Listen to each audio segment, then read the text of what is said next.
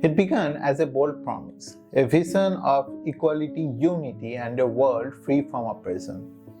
For over a century, communism reshaped nations, inspired revolution, and challenged the global order. But how did an ideology that once ruled nearly half of the world collapse so dramatically? This is the story of the rise and fall of communism, from dim to the downfall.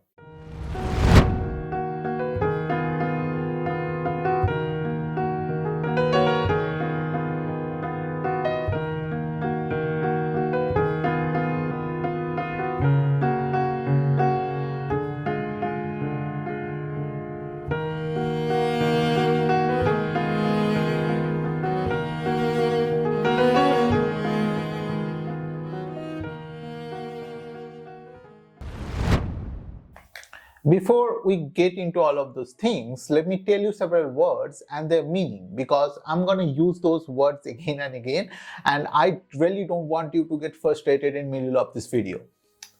So here we go. The first word is bourgeoisies. This is actually a class of business owners, merchants, and little wealthy people. So in simple words, those people belong from the middle and upper middle class. The second one is peasant. They are like small farmers. Sometimes they own a little piece of land, or they can borrow some lands to grow crops. The third one is proletariat.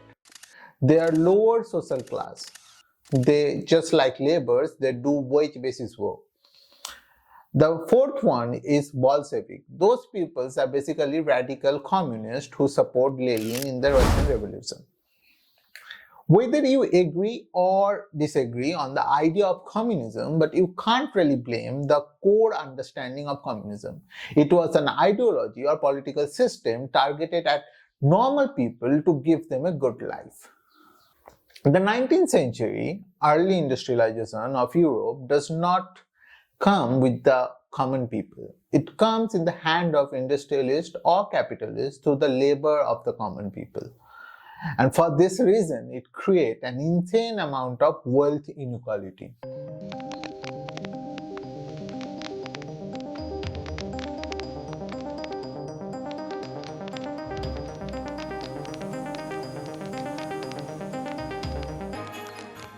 Certainly, a small amount of people started to own a large amount of money. More and more factories getting established, and more people started coming in those industrialized places. The factories often involve large concentration of workers. Industrialization actually created major change in European society, where workers were not living well in a materialistic sense. Families moved from the villages of their ancestors to new industrial towns. And a new class of people emerged, workers who produced goods. Industrialists, the people who owned the factories, employed hundreds, sometimes thousands of people. And they made enormous profits in their industrial centers. But while the Industrial Revolution brought wealth to some and jobs for others, it came with a price tag. Pollution from coal-powered factories turned the cities black. Lack of housing created the first urban slums. So you can probably get an idea of 19th century Europe and how bad it was for labor class. So it's time to really start the chapter 1. The chapter 1, the story of Karl Marx. In 1818, Karl was born in Trier, Germany. He comes from an upper middle class family. He finished his study from University of Jena, and somehow he came in the way of journalism. Started his writing about real issue. If you see the documents, you will see that he also have involvement in 1848 German Revolution. But the revolution failed and he had to fly to England from Germany. In England, Karl Marx met Friedrich Engels. Proof of that is the Communist Manifesto, because the thought of Communist Manifesto is from Karl Marx and the writing is from Engels. The 1848 was the revolution year for the Europe. It begins as a revolution in France, which actually indicates the fall of autocratic regime, and followed by several other revolutions in all over the Europe. But surprisingly, there is no relation between communism and all those revolutions. Because the timing was very much related, the Communist Manifesto and the name of Karl Marx become more and more prominent among those revolutionaries people. If you see the economic structure of communism, where Marx are actually very much influenced by the David Ricardo's work, The Labor Theory of Value, where he actually described the value of all particular products defined by the amount of labor expended upon this production. For example, and water and a diamond. The water is way more valuable for our life and in case of survival. On the other hand, the diamond has nothing as a survival value. The value it gets because of the labor and the time invested in its production. Which simple way that capital did not play any type of role in creation of value, only workers do. This theory became the main influence in Karl Marx thinking. He thinks those capitalists who actually own the capital do not add the value in things. If they don't add any value, so where those profits come from? And the one and only answer is exploitation of workers and pocketing the workers' money. He kind of look at the capitalist world and think it cannot provide any deeper meaning to existence, and at the end of the day, capitalism taught nothing matters more than money. Marx believed that capitalism always leads to impoverishment of masses, and there is no way to separate that. And ultimately, the rich will get richer and the poor will get poorer. In very few places, but he tried to actually access where the new worlds look like once capitalism gets thrown off. He says there will be a little hunting in the morning, fishing at the noon, and browsing cattle in the afternoon, and the critique after dinner. More properly, laborers and humans don't need to work every day in Karl Marx thinking. The revolution ideology of Karl Marx actually find a receptive audience, but this time not the poor working class, but the wealthy disproportionate ones. The Manifesto of Communism Party started to publish in all European languages, and it certainly found an audience on the life, which resulted several branches of shutdown, trials of all those leftist peoples, and it forced Karl Marx and Engels to leave England. Marxism tends to more prominent among those unaffected upper middle class intellectual and people like Marx, but it was a harder time gaining the attraction with the actual workers. There is several arguments in Marxism that the development of economic and society of a capitalist state can develop a communist state very organically. But also in Marx's writing, there is mention of violence in the revolution moments. There are also a significant amount of people in Marx socialist group who started to think that violence is probably unnecessary for those revolutions, and you just need to reform the political system and the social system. Overall, Marxism started to fade away in that progressive socialist thoughts, unless until the Russian Revolution happened. You could say that Marxism was growing in the early 20th century in Russia, but I think the main reason for the Marxist revolution in Russia is the weakness of Tsar Nicholas II.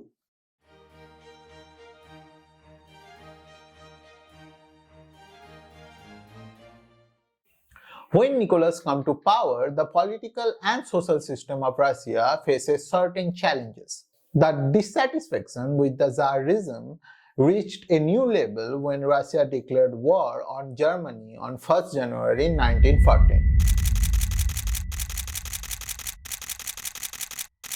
The Russian military started to have mutinies in early 1917, mostly among those guards who have to protect Petrograd. For your clarification, Petrograd is now St. Petersburg. It got even worse for the people when the war went on because they were pretty much unhappy with the Tsar government. And these are the main reason the change of the February took place. For about 8 days, there were mass protests and violent armed clashes with the police and gendarmes. Gendarmes who were the last loyal troops of Russian monarchy. A lot of capital guard joined the rebel on February 27th. The establishment of a provisional government after the February Revolution laid the groundwork for Bolshevik October Revolution.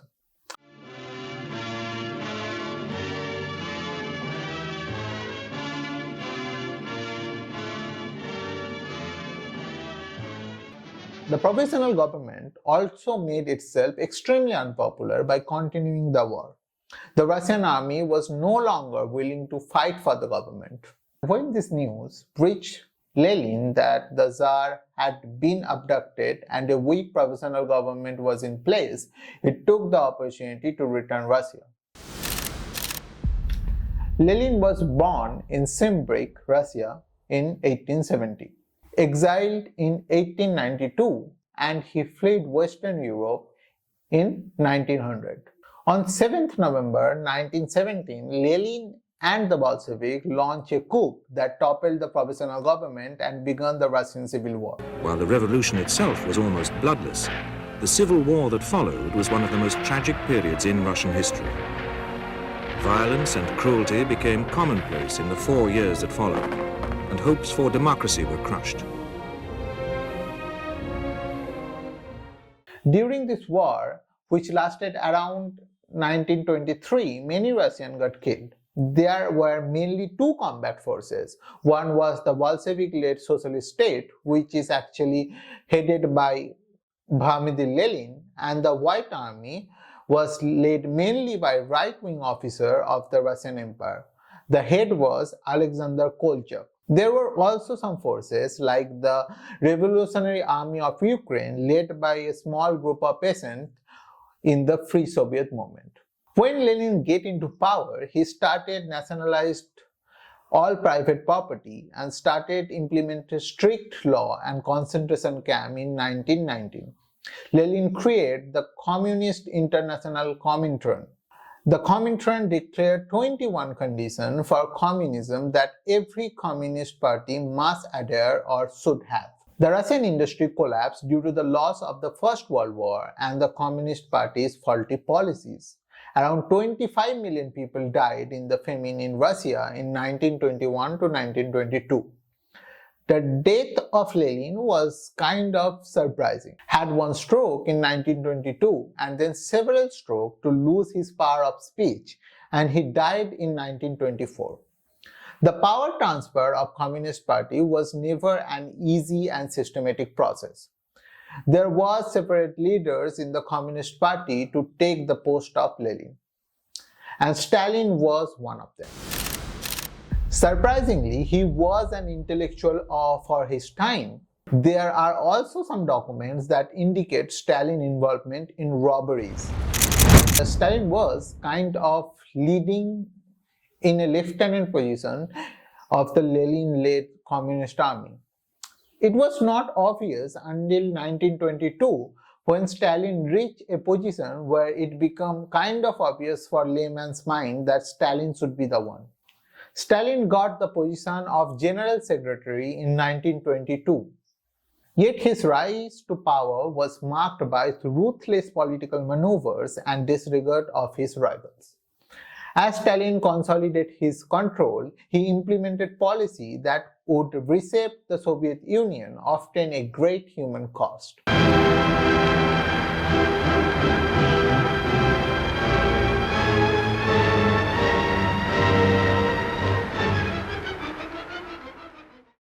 In 1936 to 1938, Stalin conducted the Great Purge to consolidate Joseph Stalin's power over the Communist Party and aimed at removing the remaining influence of Leon Trotsky on the Soviet Union. Trotsky was Stalin's major competitor in the Communist Party.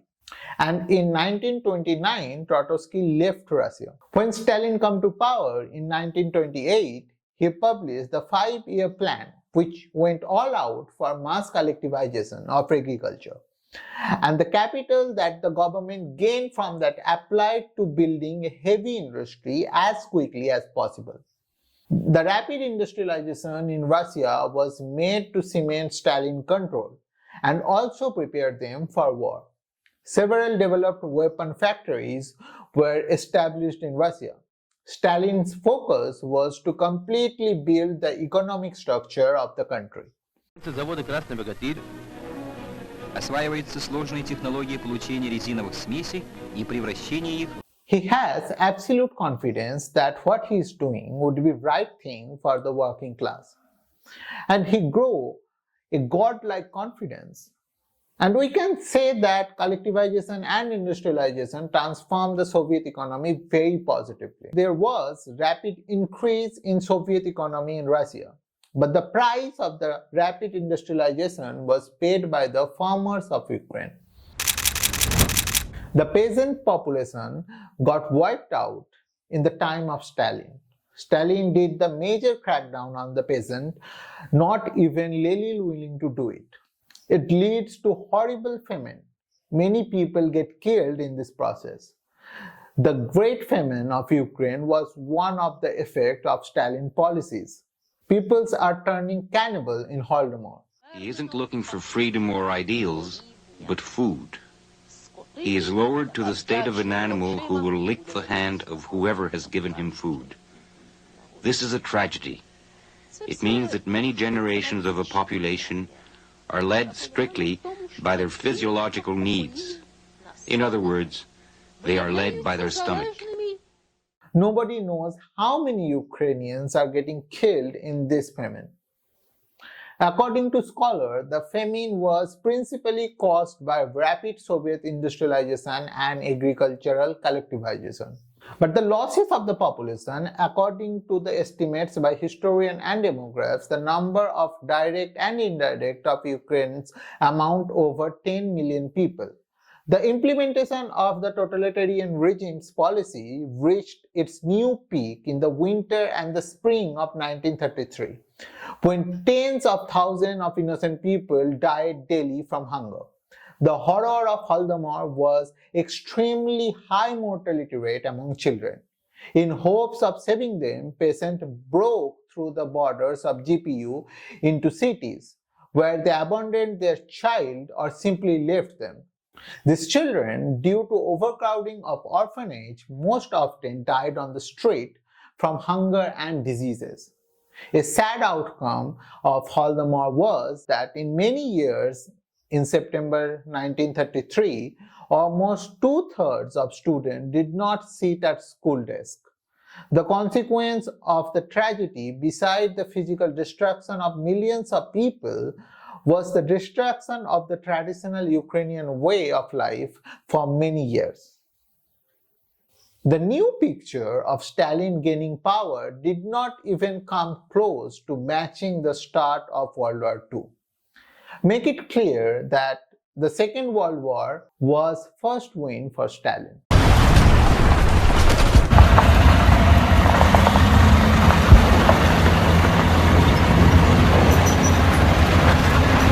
Stalin sees the war between two poles of the capitalist country. He actually wants these two poles to fight so they can weaken each other. Because of this fight, he wants to get the upper hand. At least we can say that it was his first thought. The side that won the Second World War was the most important part of the so-called Grand Alliance, which was made up of US, the UK, and the Union of Soviet Socialist Republic. The idea of communism, imperialism, and capitalism just don't go or work together, which is kind of strange. In all those Eastern European countries between 1947 and 1948, the Communist Party began to gain power.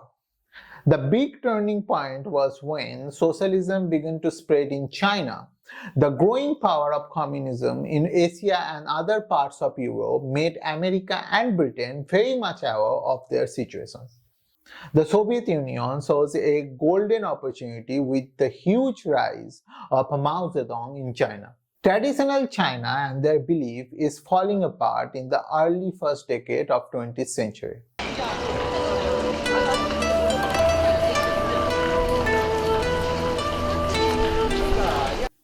And this time Marxism comes forward.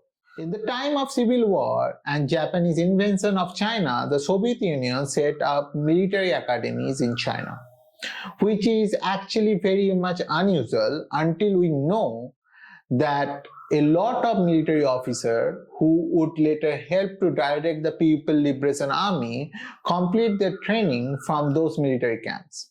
The relationship between the USSR and the Communist Party of China was kind of deep. Russia provides significant financial and strategic support to help the Communist Party of China to climb the mountain.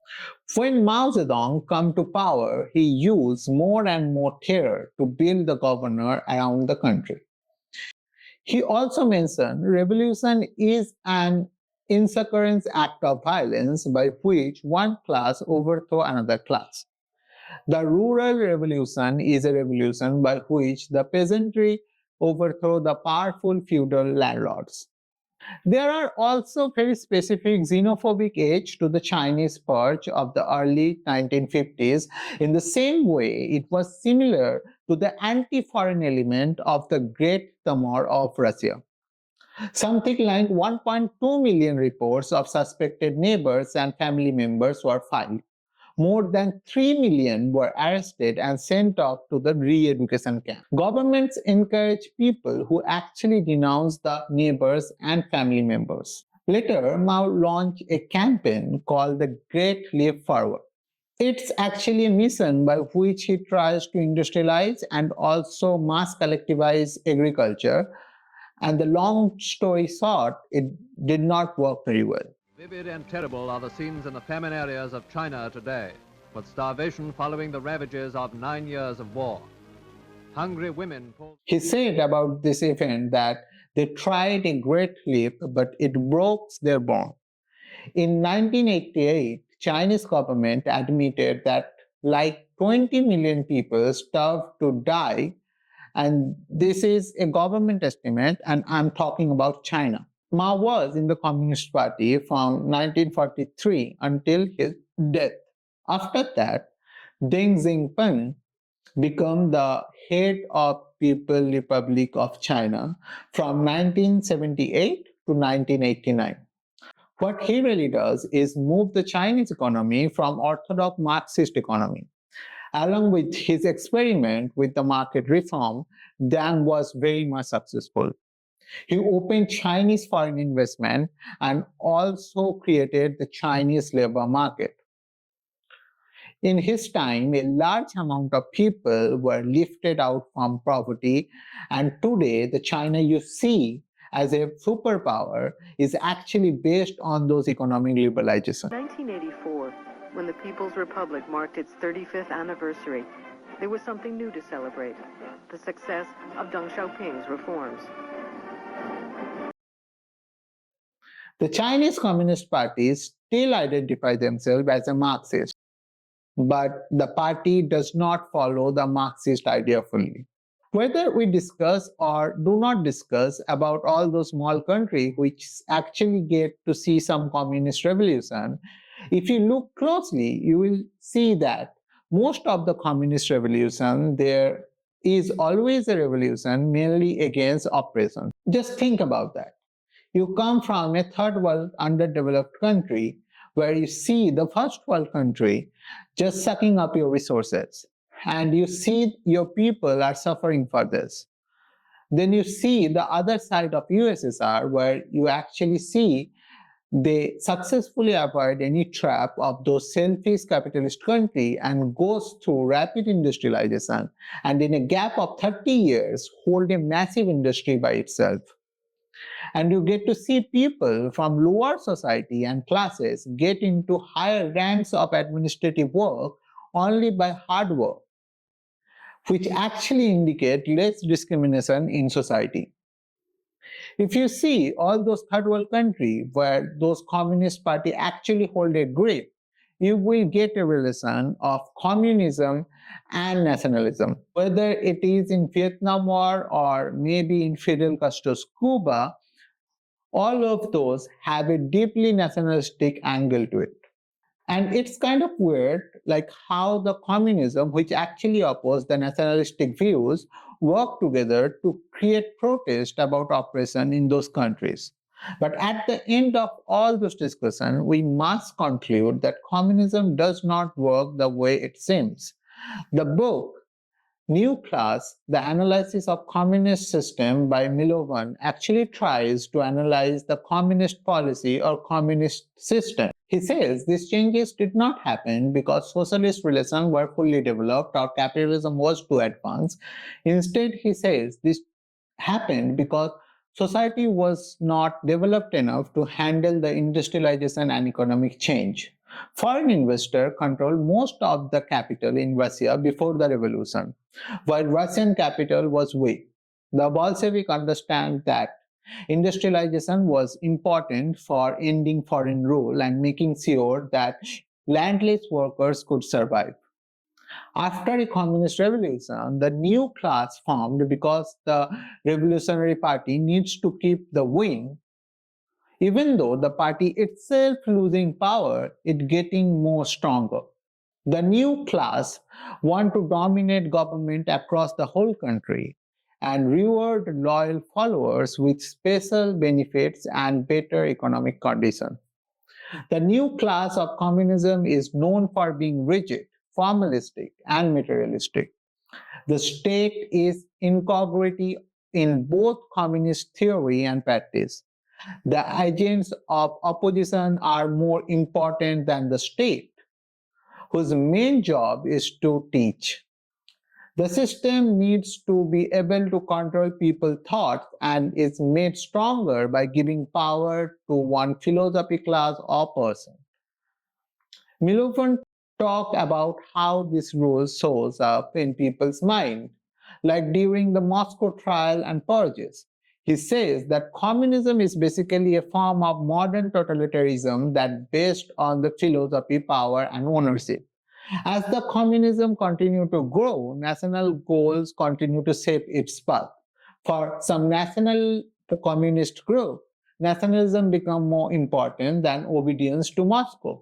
At the end of the day, for the underprivileged, communism became a lighthouse with a promise to destroy the towers of wealth, and so the seed of equality. Universal medical treatment cured the ill. Once a privileged education started to be a right, long abused workers discovered dignity in group ownership. The world once seems to be a real one. But behind these victories, a new monster emerged in shadow. Charged with defending justice, the state developed starving hunger. The disagreement evolved into counter-revolution. Unchecked by democracy, centralized power grew into a dictatorship. The Politburo chose destinies. 5 years program turned into prison of quotas. Grains-fed misinformation left farmers starving. For questioning the party's authority, neighbors disappeared. Tragically, dreamers seeking paradise generated puzzles of control. Equality changed to become conformity. Security morphed into surveillance. The will of a category, a mask, including the insanity of one man. The legacy of communism serves as a reflection. It embodies our highest aspiration and our most profound weaknesses. Can we accept its instruction? Justice devoid liberty is nothing but a decorative prison. Advancement devoid of the people input is a dictator anthem.